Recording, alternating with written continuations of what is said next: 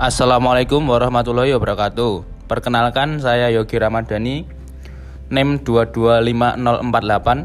Saya Iqbal Cahaya Nugroho, NIM 225051. Saya Diki Isna Nurhuda, NIM 225058. Saya Gilang Sino Jati, NIM 225052. Di sini kami berempat ingin menyampaikan sebuah motivasi yang berjudul Kisah Nelayan Ikan Asal Jepang. Kisah nelayan ikan asal Jepang. Ada sebuah cerita motivasi menarik yang datang dari seorang nelayan di negara Jepang yang ingin tangkapan ikannya dapat terjual masih dalam kondisi segar. Sebagaimana kita tahu, seorang nelayan akan pergi berlayar untuk menangkap ikan ke lautan lepas. Selama beberapa hari kemudian baru kembali ke darat untuk menjual hasil tangkapannya.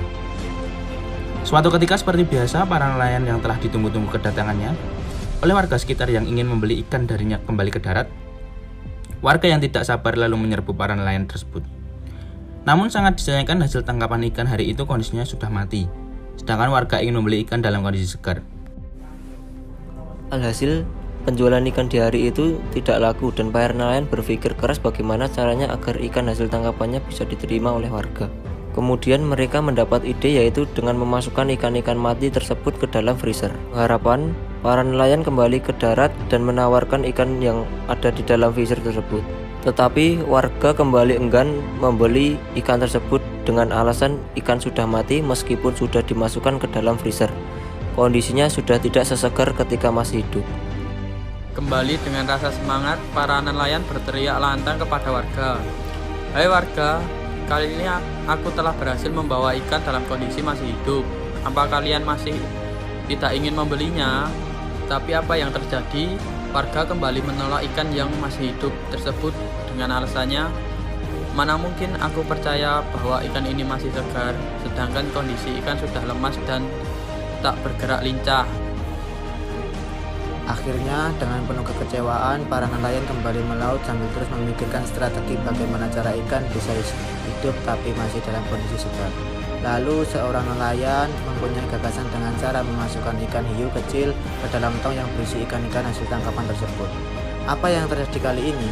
Warga kemudian menyukai ikan-ikan tersebut karena mereka bergerak lincah, kesana kemari saling berkejar-kejaran dengan anak hiu yang telah dimasukkan agar tidak dimangsa dan dapat mempertahankan hidup. Kesimpulan yang dapat kita ambil, terkadang dalam kehidupan pun kita memerlukan ikan hiu kecil untuk membuat kita terus bergerak karena diam adalah mati. Apa yang membuat kita diam?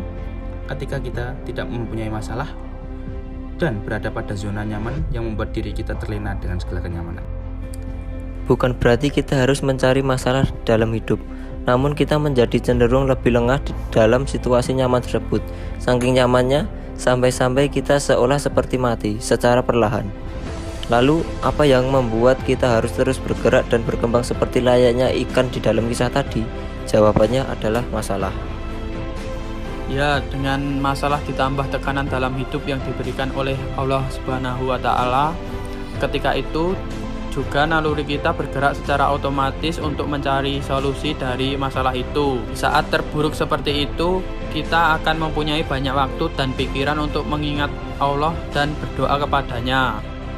Oleh karena itu, kita harus mensyukuri hiu-hiu kecil yang hadir dalam hidup kita. Jangan pernah mengeluh karena suatu saat hiu kecil ini akan membawa kita menuju kebahagiaan yang kekal.